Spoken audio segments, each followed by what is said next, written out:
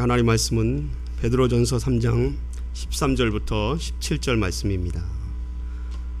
신약성경 베드로전서 3장 13절부터 17절까지입니다.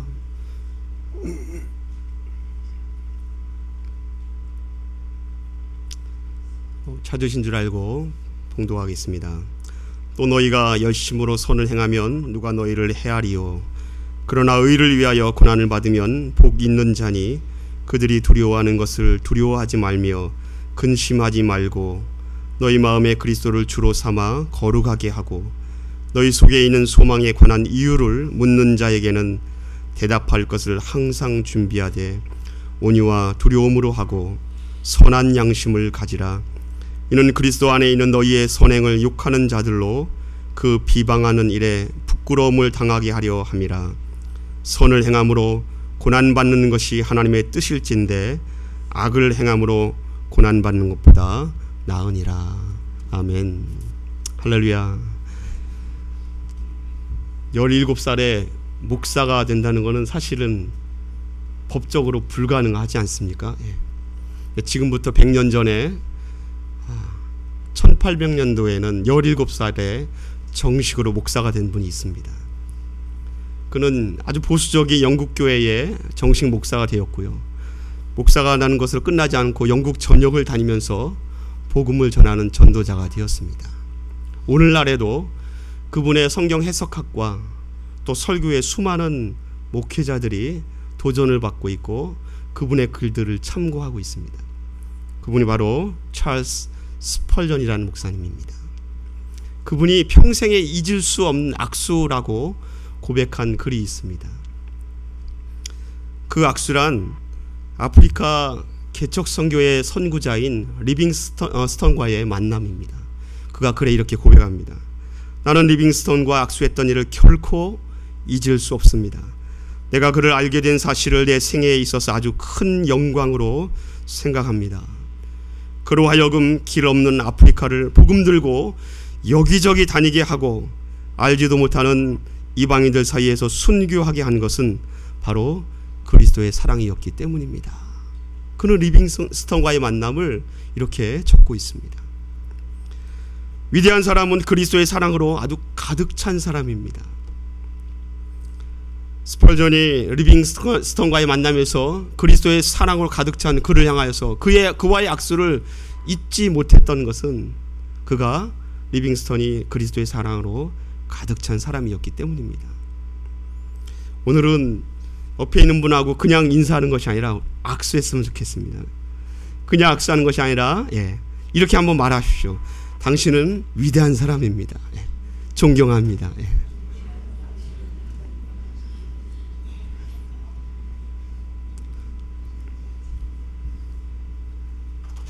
여러분 옆에 있는 분이 어떤 역사의 발자취를 남길지 모릅니다. 그렇죠? 그리고 여러분의 옆에 있는 좌우에 있는 사람들은 위대한 사람입니다. 왜요?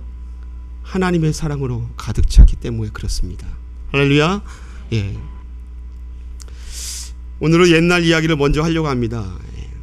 목자의 소리에도 쓰여 있지만은 94년 전의 이야기를 하려고 합니다. 때는 1919년 3월 1일입니다. 현대인의 기억 속에서는 3.1절이 점점점 잊혀져 가고 있는 역사의 한 사건입니다. 우리가 역사 쪽에서 배워온 3.1절은요. 민족 대표 33명이 독립선언서에 서명하고요. 파고다 공원에서 정재용이라는 사람이 단상에 올라서 독립선언서를 낭독하고요. 모든 사람과 함께 대한독립 만세를 외친 사건으로 알고 있습니다. 그리고 그 3.1절 만세운동이 그냥 한 곳에서만 끝나는 것이 아니라 전국적으로 또 세계적으로 퍼져나갔던 대규모적인 민족운동으로 알고 있습니다. 당시에 우리나라의 군청 소재지가요.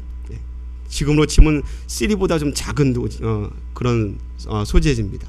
군청 소재지가 우리나라 전국에 218개가 있었는데 그 중에서 211개의 군청에서요. 군청 소재지에서 만세운동이 일어났다고 합니다.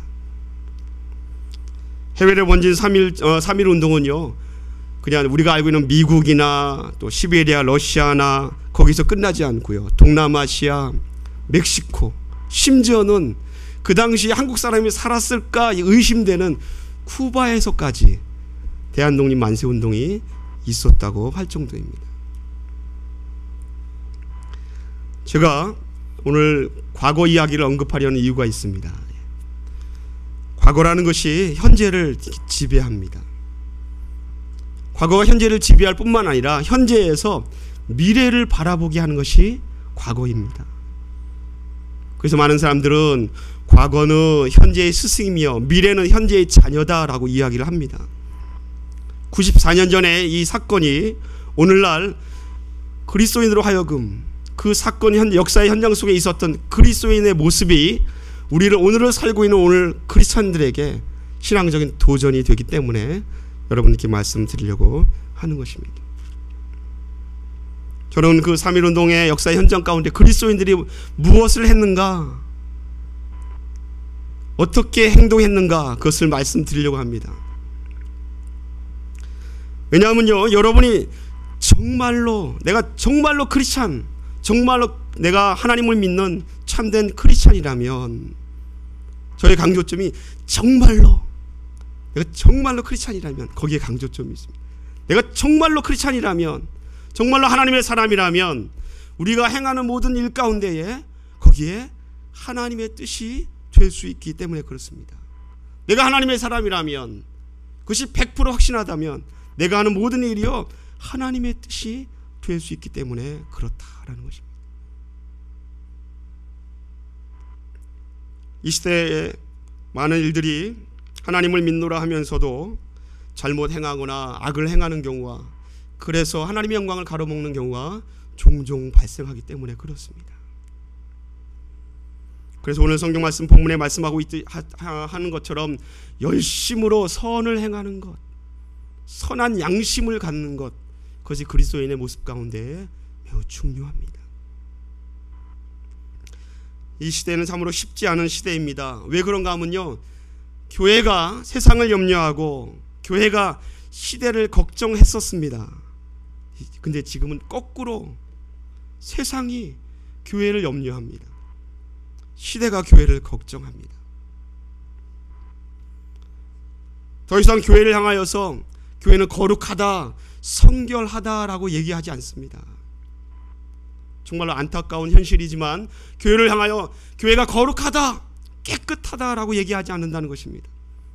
그 말은 다른 말로 생각하면요, 그리스도인을 향하여서 예수 믿는 사람들은 거룩하다, 예수 믿는 사람들은 깨끗하다, 성결하다라고 세상 사람들이 생각하지 않는다라는 것입니다.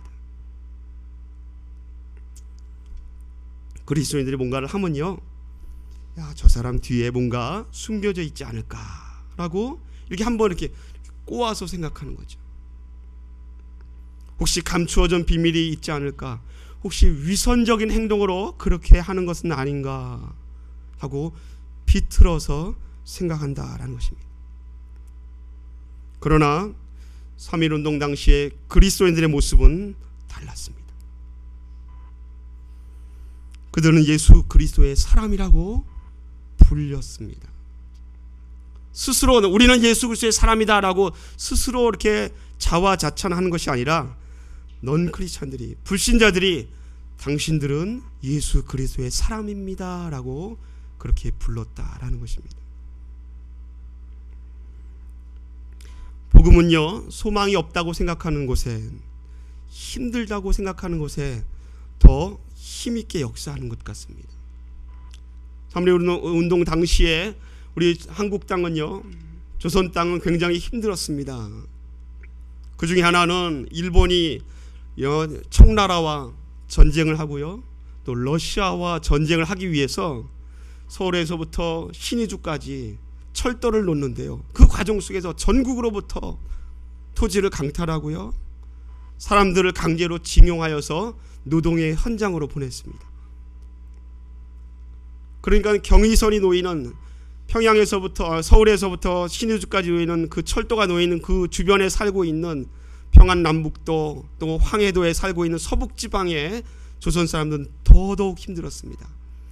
선교사들이 그 당시에 평양을 방문했을 때에 이런 글이 있습니다. 평양은 한마디로 처참하였다라고 기록하고 있습니다. 그만큼 어렵다라는 것입니다. 그런데 하나님께서 가장 어렵다고 생각하는 그곳에 가장 놀라운 영적 부흥을 일으켰습니다. 성경에 보니까 한 병자가 물이 동할 때에 가장 먼저 들어가면 치료를 받았습니다. 그래서 그 물가 옆에서 열심히 기다리고 있는데 아프기 때문에 가장 먼저 들어갈 수가 없습니다. 그에게는 소망이 없습니다. 물이 동하였을 때에 내가 먼저 들어가면 병이 낫는데 들어갈 수 없으니까 소망을 가질 수 없죠. 어떻게 되었습니까? 소망을 가질 수 없는 그에게 예수님이 치료자로 찾아오지 않았습니까? 가장 불가능하다고 생각하는 곳에 주님이 찾아왔습니다. 힘들다고 생각하는 곳에 주님이 찾아왔습니다. 열악하다고 생각하는 곳에 주님이 친히 찾아오셨습니다. 당시에 황해도와 평안남북도 평양이 그런 환경이었습니다. 가장 힘들다고 생각하는 지역이었는데 그곳에 하나님께서 영적 부흥을 일으켰고요. 초창기 한국 기독교의 신앙적인 영적의 중심지로 하나님께서 세우셨습니다. 여러분께 잠시 평양의 독립만세운동을 소개하고자 합니다. 목자의 소리에도 적혀 있지만 3월 1일 당시에 평양에서의 독립만세운동은 장로교회에서는 숭덕학교에서 그리고 감리교회에서는 남산현교회에서 각자 행사를 하고 만세운동을 하기로 약속했습니다. 남녀 교인들과 시민들이 교인들의 인도에 따라 숭덕학교에 모였습니다. 목자의 소리에 기록된 내용은요, 장로교인들의 만세운동입니다. 왜냐하면 그 당시에 1919년 1월 21일 날 고종 황제가 서거하였습니다. 그 소문이 돌기를 고종 황제가 독살당했다라는 소문이 돌았기 때문에 한 달이 지났음에도 불구하고 전국적으로 술렁술렁거렸습니다. 숭덕학교에서 고종 황제를 위한 추모 예배를 드린다라는 소식이 알려지면서 사람들이 모이기 시작했습니다. 거기는 선교사 마펫도 있었고요, 일본 순사도 있었습니다. 감시하기 위해서. 12시가 되었을 때에 평양의 장대현 교회에서 종소리가 울리면서 시기 시작되었습니다. 찬송이 있었고요, 기도가 있었습니다. 그런데 추모 예배가 끝난 후에도 어떤 기록에는요, 수천이 모였던 그 장소에 아무도 떠나려고 하지 않았다라고 기록하고 있습니다. 그때에 그 당시에 장로교 총회의 총회장이었던 김선도 목사가 단상에 올랐습니다. 단상에 올라서 비장한 목소리로 하나님의 말씀을 낭독하였습니다. 제가 그 말씀 3월 1일 날 낭송된 하나님 말씀을 제가 그대로 읽어볼까요? 너희가 열심으로 선을 행하면 누가 너희를 헤아리요. 바로 오늘 본문 말씀입니다. 13절부터 17절 말씀을 김선두 목사가 쭉 읽어 내려갔습니다. 제가 왜 오늘 본문 말씀을 택했는지 여러분 이유가 거기에 있습니다. 94년 전에 숭덕학교에서 만세운동을 일으킬 당시에 읽혀졌던 본문이기 때문에 그렇습니다. 그가 성경 말씀을 낭독하는 이후에 정일선이 올라서 독립선언서를 단상에서 힘주어 읽군요. 그와 함께 산정형교회의 강규찬 목사님이 올라오셔서 말씀을 전하였습니다. 그리고는 나눠준 태극기와 독립에 관한 글들을 통하여서 사람들이 그 일을 태극기와 그러한 문서들을 들고요, 거리로 뛰쳐 나가기 시작했습니다. 뭐라고 했을까요? 우리가 다 아는 내용인데 대한독립만세. 일하던 상인들도 문을 닫고는요 합세하였습니다. 학생들도 합세하였습니다. 평양 시내 곳곳에 수만 명의 시민들이 모여들었어요. 거기에 정말로 감격의 목소리로 대한독립만세를 외쳐대기 시작하였습니다.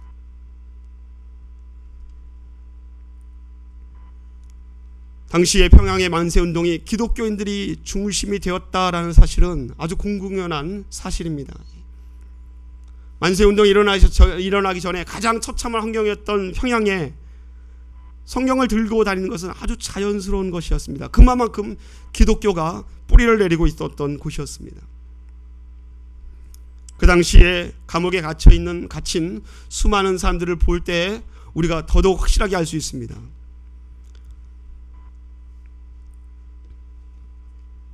장대현 교회의 길선주 목사님은 민족 대표원 중에 한 명이니까 서울에서 감옥에 갇혔고요.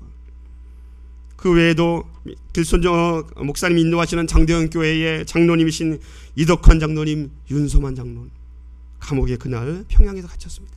남문익교회의 이령 목사, 평양동교회의 곽건은 목사, 장로교교회의 청회장 성경말씀을 낭독한 김선두 목사, 소문익교회의 정일성 장로, 윤기화 장로, 산정영교회 강규찬 목사, 조만식 장로, 연화동교회의 김우석 장로 등 수많은 사람들의 지도자들이 감옥에 들어갔습니다.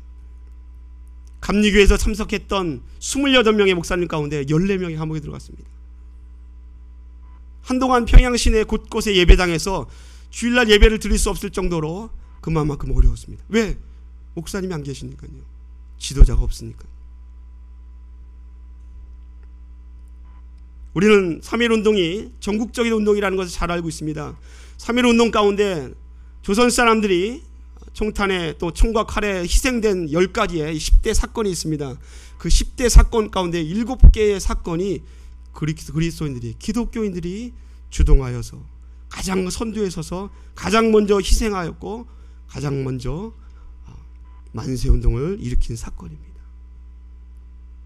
잠깐 그 사건도 소개하면 그렇습니다. 3월 3일 날 평안남도 사천에서는 개신교 목사 한의원 외에 수많은 시민들과 교인들이 주도하였습니다. 그 하루에 3월 3일 날 73명이 죽었습니다. 우리가 잘 알고 있는 평안남도 대동군 강서군에서의 사건입니다. 3월 4일 날 3월 4일의 시위에 3,000명이 동원되었습니다. 근데 이 3,000명이 동원되기 전에 3월 1일 날 강서군 사천교회의 목사 송형을 외 성도 130여 명이 만세운동을 하였습니다. 3월 1일 날 만세운동 당시에 그 자리에서 한 명 성도가 총탄에서 죽었습니다. 그리고 8명의 신도가 잡혀 들어갔습니다. 그 얘기를 전해들은 이웃교회의 원동교회 목사가 거기에 동조하여서 안 되겠다, 우리가 같이 하자 하고는 교인들과 함께 시민들과 함께 사람들을 모았습니다. 풀어주십시오. 그리고 죽은 사람에게 사과하십시오라고 하기 위해서 3,000명이 모였습니다. 그리고는 앞에다가 40명의 결사대를 세웠습니다. 스크럼을 짜고 일본 헌병대로 들어갔습니다. 일본이 무차별 사격을 했습니다. 앞에 있는 결사대 젊은이들이 먼저 죽었습니다. 시체가 생기며 그 위를 넘고 들어갔습니다. 넘고 3월 4일 하루에 현장에서 사망한 사람이 43명, 부상자가 20명, 치료 중에 사망한 사람이 20여 명. 강서 사건입니다. 3월 5일 날 군산에서 만세운동이 있었는데 구암교회 교인들과 함께 시민들이 500여 명이 만세운동을 했습니다. 일제의 폭력 진압으로 당시에 하루에 53명이 사망하였습니다. 72명이 실종하였습니다. 곽산 학살 사건입니다. 평양 3월 6일 날 평안북도 정주군 곽산에서 그리스도 교회를 중심으로 봉기하였습니다. 수천 명의 시위에 참석하였고요. 최초의 시위자였던 그리스도 교회 사람들 가운데에 수많은 사람들이 잡혀 들어갔습니다. 고문으로 50여 명이 사망하였습니다. 특별히 곽산 사건은요, 몇 명이 죽었는지 역사적으로 숫자가 통계가 안 나옵니다. 우리가 잘 알고 있는 천안 아운의 만세운동 4월 1일 날 있었습니다. 천안의 병천교회의 주일학교 교사인 김구웅이 독립운동을 주도하였습니다. 가장 앞에 있는 김구웅을 일본 순사가 총탄으로 저격하였습니다. 그리고 죽은 그의 12개골을 박살냈습니다. 자기 아이들의 비보를 들은 노모가 달려와서 통곡하니까 그 노모마저도 창으로 찔러서 죽였습니다. 그 일에 대해서 천안에 있는 시민들이 들고 일어났습니다. 그래서 대한독립 만세운동에 동참하였습니다. 4월 1일 날 그 현장에서 19명이 사망했습니다. 그리고 수많은 사람이 끌려 들어갔고요. 그 가운데에 우리가 잘 알고 있는 유관순 열사가 있었습니다. 4월 4일 날 익산 1위 장날 만세운동에서 기독교인 영명학교 교사의 문용기가 시위를 주도하였습니다. 시민들, 기독교인들을 300여 명을 모았습니다. 기독교인 3명들이 만세운동을 하고 시내로 갈 때에 주변에 있는 시민들이 동참해 1000명이 이르렀습니다. 헌병대가 곤봉으로 또는 막대기로 막았습니다. 그래도 안 되니까 총과 칼로 그 다음에는 사격을 하였습니다. 가장 앞에 선 주일학교 교사 문용기의 태극기를 들고는 그 사람의 손을 잘랐습니다. 한 손이 잘리니까요, 다른 손을 들고는요 또 태극기를 들었습니다. 그 손마저 잘랐습니다. 낭팔이 잘린 문용기가 그래도 뒤뚱거리면서 대한독립 만세를 외우니까요, 일본 순사들이 달려들어서 흥분하여 그를 때려 눕히고는 칼로 난도질하였습니다.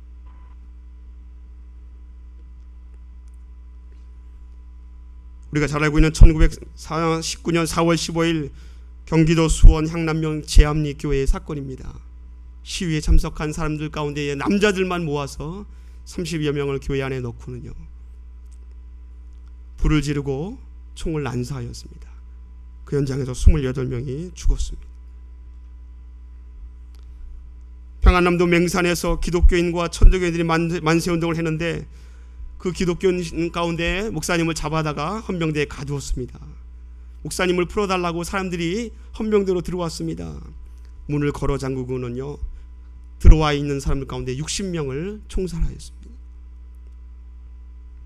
제가 소개하는 것이 10대 한국 사람들이, 조선 사람들이 사망이 일어났던 10대 사건 가운데 7개의 그리스도인들이 연관되어 있습니다.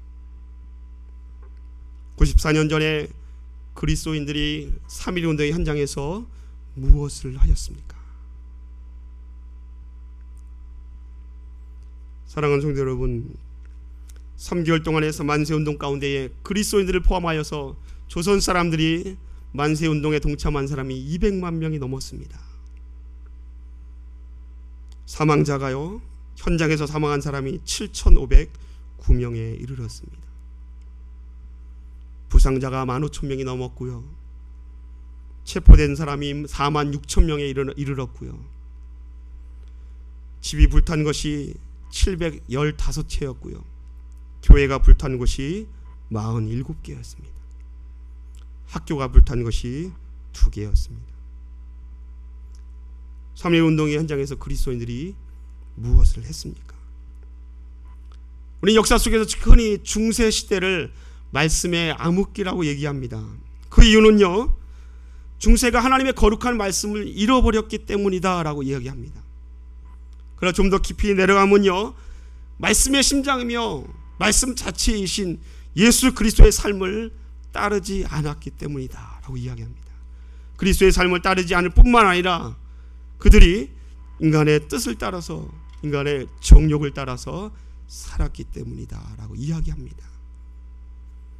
오늘 말씀의 제목이 무엇입니까? 그리스도를 본받아. 한번 따라 하실까요? 그리스도를 본받아.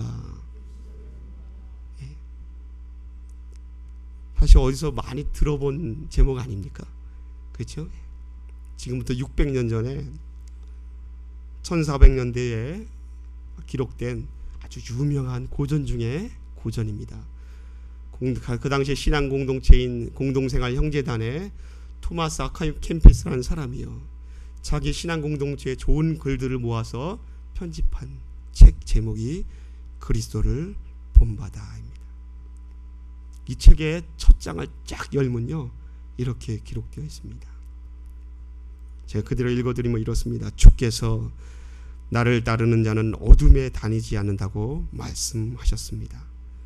이 말씀은 우리가 참으로 새롭게 변하여 온갖 어두운 마음에서 벗어나려면 예수님 자신의 삶과 삶의 방식을 어떻게 본받아야 할 것인가를 우리에게 가르쳐 줍니다.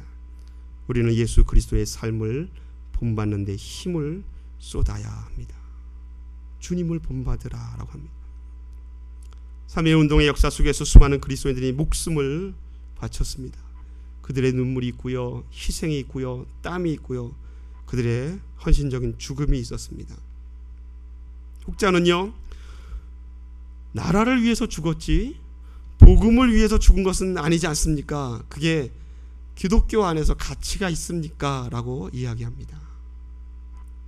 정말 그럴까요? 저는 단호하게 아니라고 얘기합니다. 왜 그런가 하면요, 그들이 남긴 감옥에서 또는 죽기 전에 유서나 편지들을 보면요, 그들은요 신앙하고 삶을 결코 이렇게 분리하지 않았습니다. 그들에게 신앙이 삶이었고요, 삶 자체가 신앙이었습니다. 그들은 내가 죽어야 하는 것이 그리스도의 본을 따르는 것이다 라고 믿었습니다. 그래서 십자가의 죽음을 그들은 떠올렸고요, 많은 문서 가운데 편지 가운데 그것을 언급하고 있습니다. 내가 죽는 것이 그리스도를 따르는 것이다 라고 믿었다라는 것입니다. 예수님이 세상을 위하여 죽으신 것, 그것처럼 나도 동족을 위하여서 나라를 위하여 죽는 것, 그것이 주님 가신 길을 따르는 것이다 라고 믿었다라는 것입니다. 그래도 불구하고 어떤 사람은 나라를 위해 죽은 것이 무슨 복음과 상관이 있습니까? 라고 얘기합니다. 그런데요, 이상한 일이 일어났습니다. 3.1운동 당시에 수많은 그리스도인들이 죽었는데 그 죽은 그리스도인들의 모습을 보고 불신자들이 그 당시에 있는 조선의 신문들에서 기록한 내용들입니다. 이렇게 그들이 글에서 쓰고 있습니다. 수많은 논설위원들이나 넌 크리스찬들이 남기기를 그리스도인을 향하여서 당신들이 예수님을 믿는 사람들입니다. 그렇게 글을 남기고 있습니다. 불신자들이 당신들이 그리스도인입니다, 기독교인입니다, 예수 그리스도의 사람입니다 라고 그렇게 이야기했다라는 것입니다. 100년이 지나 오늘날하고는 굉장히 많이 상황이 다르지 않습니까? 우리를 바라보면서 세상을 뭐라고 얘기합니까? 94년 전에 세상 사람들은 당신들은 예수님의 사람입니다 라고 그들이 말했다라는 것입니다. 불신자들이 거기서 끝나지 않고요, 예수님께로 찾아왔습니다. 하나님을 믿는 곳에 예배의 자리로 찾아왔습니다. 성도가 성도다움을 잃지 않았습니다. 교회가 교회다움을 잃지 않았습니다. 그랬더니 복음이 불신자들의 삶 속에 파고들었습니다. 변화를 만들어냈습니다. 사랑하는 성도 여러분, 오늘 성경 말씀에 보니까 선한 행동을 열심히 선한 행동, 또 선한 행동 양심을 가지라라고 성경은 권면하고 있습니다. 우리는 때때로 믿음을 택할 것인가 아니면 행동을 택할 것인가에 대해서 고민할 때가 있습니다. 특별히 그 문제가 어떤 정치적인 문제나 정말로 결정을 내리기 힘든 이슈가 될 때는 이게 믿음의 문제인가 아니면 그냥 행동의 문제인가 고민할 때가 있습니다. 여러분 어떻게 생각하십니까? 그리스도인은 이 행동을 해야 될까 말아야 될까? 종교개혁자 루터가 여기에 대해서 한 글을 남겼습니다. 제가 그 글을 그대로 읽어드리면 그렇습니다. 우리는 모범이신 그리스도와 하나님의 선물이신 그리스도를 잘 구별해야 한다. 선물이신 그리스도는 그대의 믿음을 자라게 하여 그대를 그리스도인으로 만든다. 모범이신 그리스도는 그대를 행동하게 만든다. 하지만 행동은 그대를 그리스도인으로 만들지 않는다. 행동은 이미 그리스도인이 된 그대에게서 나오는 것이기 때문이다. 저도 글을 읽어봤는데 한 번 읽고는 머리에 들어오지 않더라고요. 무슨 말일까? 그리스도를 본받음으로써, 그분의 행동을 본받음으로써, 그리스도를 본받음으로써 우리가 기독교인 하나님의 사람이 되지는 않는다라는 것입니다. 오늘 제목이요, 그리스도를 본받아 했는데 그리스도를 본받는 것으로 내가 하나님의 자녀가 되지는 않는다라는 것입니다.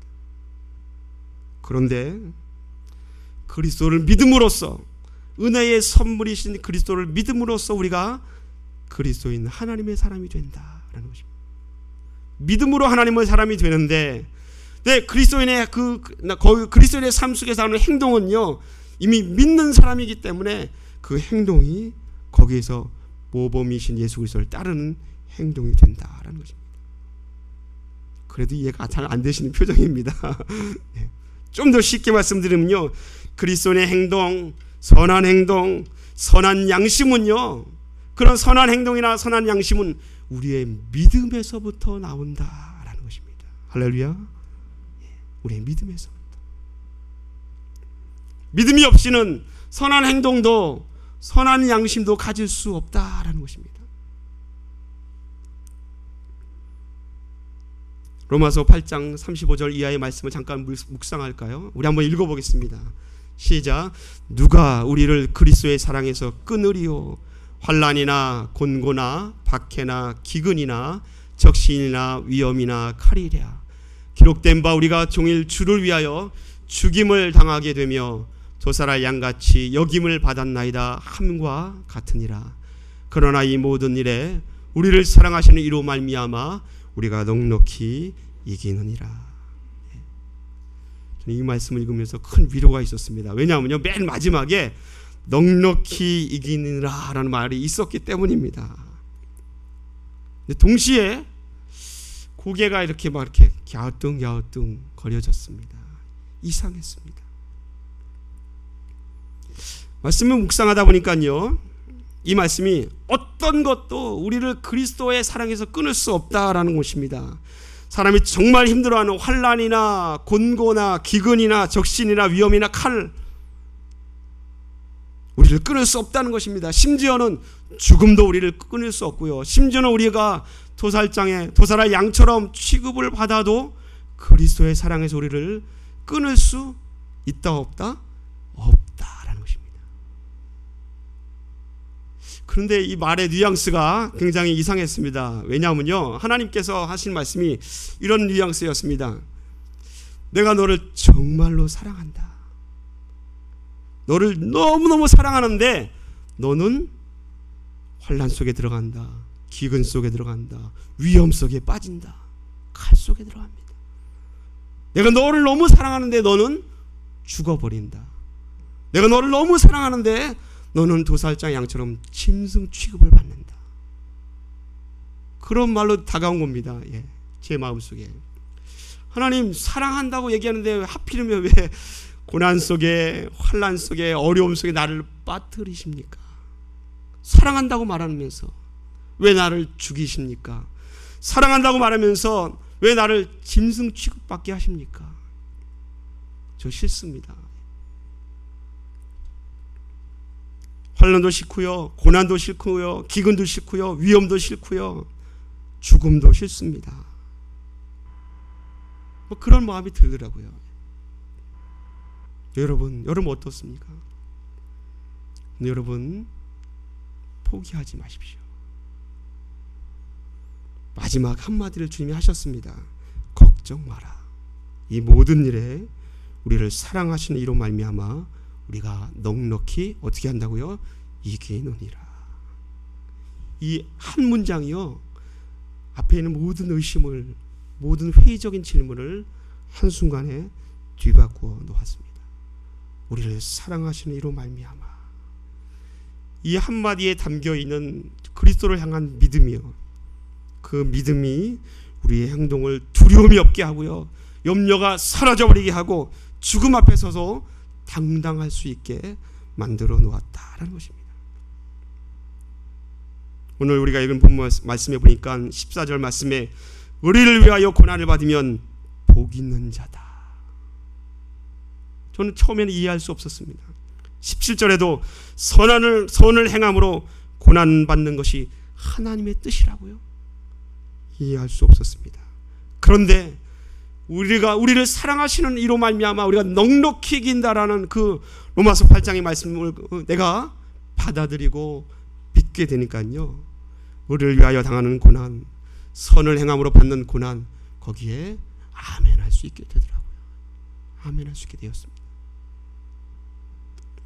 예수님께서 십자가를 지십니다.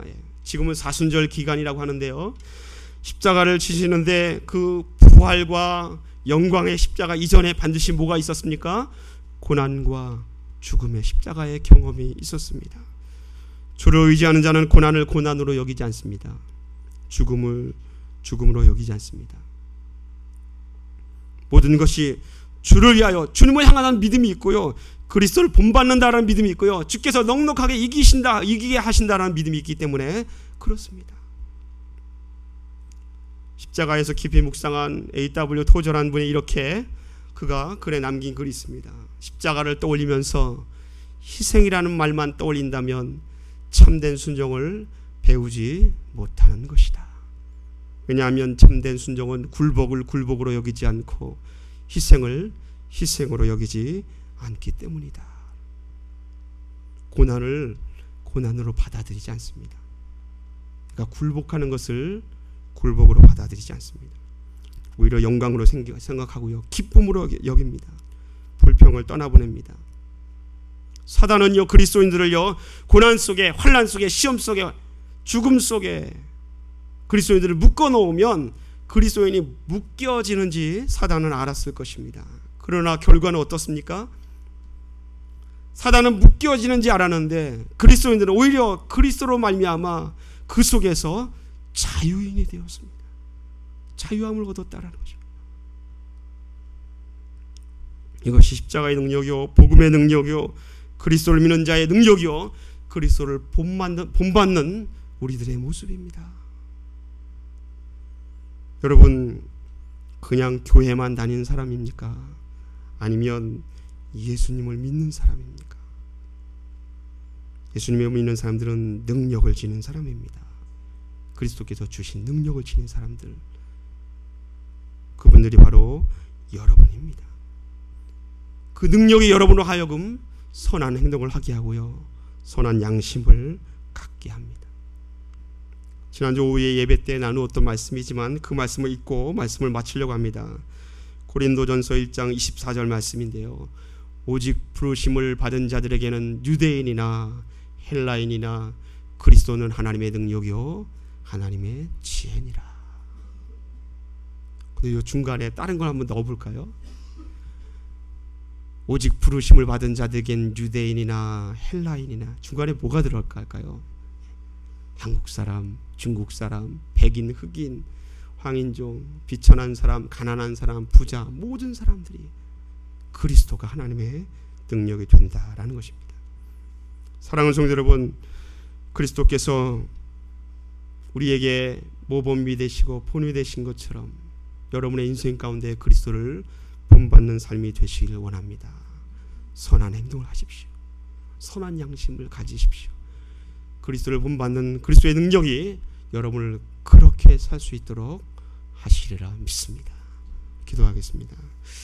하나님 아버지, 우리의 마음을 하나님의 은혜로 채워 주시옵소서. 하나님을 바라볼 수 있는 거룩하고 성결한 삶이 될 수 있도록 인도하여 주시옵소서. 나 스스로 이 땅에서 온전한 사람이 될 수 없습니다. 그래서 주님을 따르기를 원합니다. 그리스도 예수를 본받기를 원합니다. 하나님 아버지, 우리의 마음을 열어주시고 우리의 눈을, 믿음의 눈을 갖게 하여 주셔서 우리에게 선한 양심, 선한 행동을 할 수 있는 멋진 크리스천들이 되게 하여 주시옵소서.